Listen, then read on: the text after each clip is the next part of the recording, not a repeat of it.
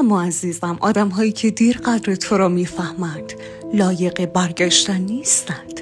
کسی که یک بار برود با برگشتنش معجزه‌ای برایت نمی آورد.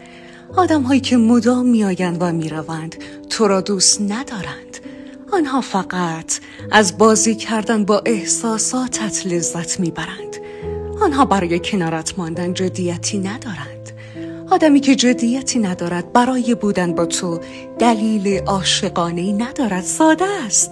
آنها فقط حسابگرند.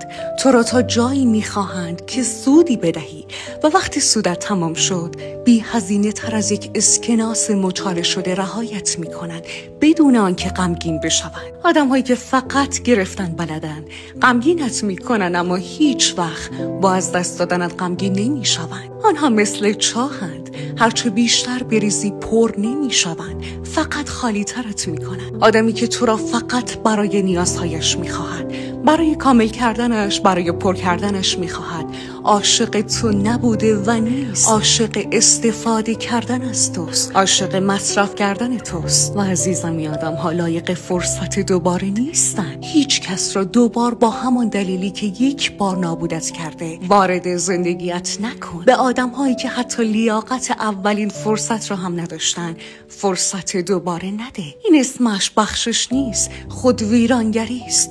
و هر بار که تکرارش میکنی یک تکه از عزتت را فدای حضور بیارزششان میکنی. حضوری که دیر یا زود بوی تعفن میگیرد و فقط تو را مسموم میکنه. هیچ چیز مثل برگشتن به آدمی که یک بار نابودت کرده احمقانه نیست. اشتباه یک بار قابل بخشش است، دوبار انتخاب توست. کسی که بعد از یک فرصت دوباره همان اشتباه را تکرار می‌کند اشتباه نمی‌کند. او دارد از حماقت تو استفاده می‌کند.